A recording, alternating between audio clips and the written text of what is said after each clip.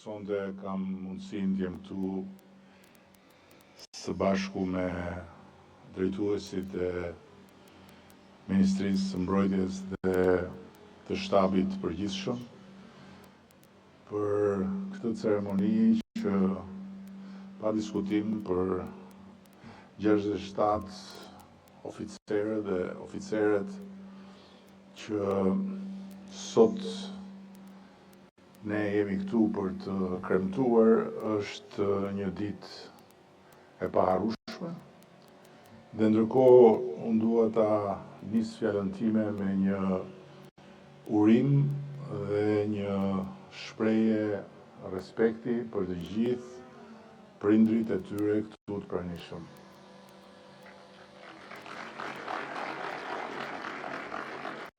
Jam i bindur që nëse për vajzat e djemtë që sot hynë në rrugën e shërbimit është emocion, për prindrit është një emocion shumë i veçantë,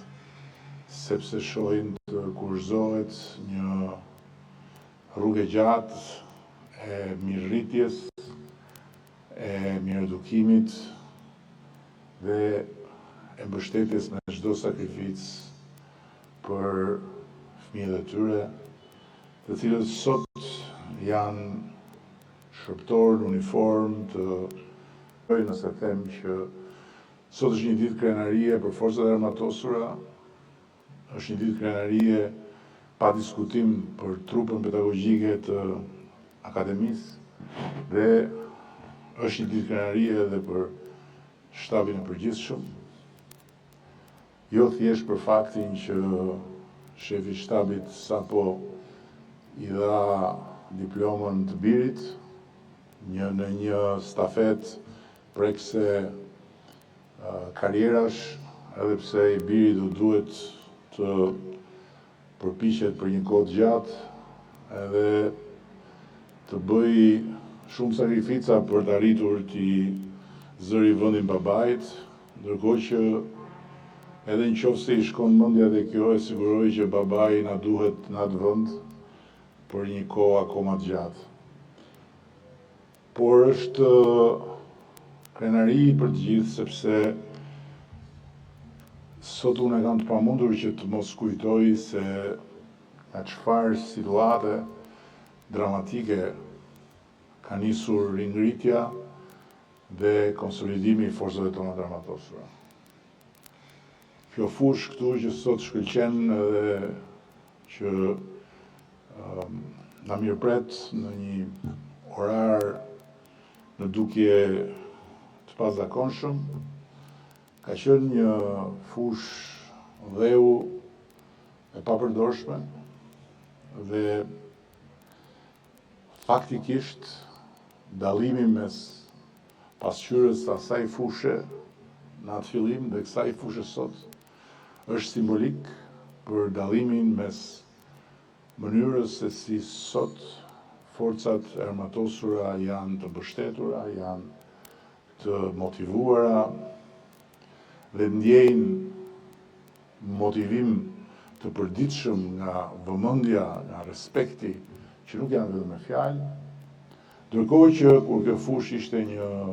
pasqyrë dheu, forcat armatosura mbaheshin në këmbë vetëm nga pasioni, nga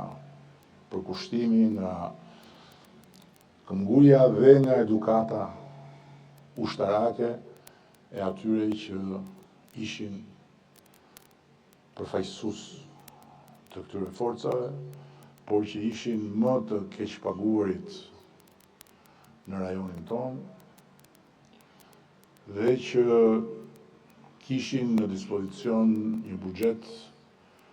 qesharak për ato që duhet ishte buxheti i forcave armatosur dhe nuk kishin asnjë perspektivë përpara për se si gjërat do ndryshohen. Sot ne kemi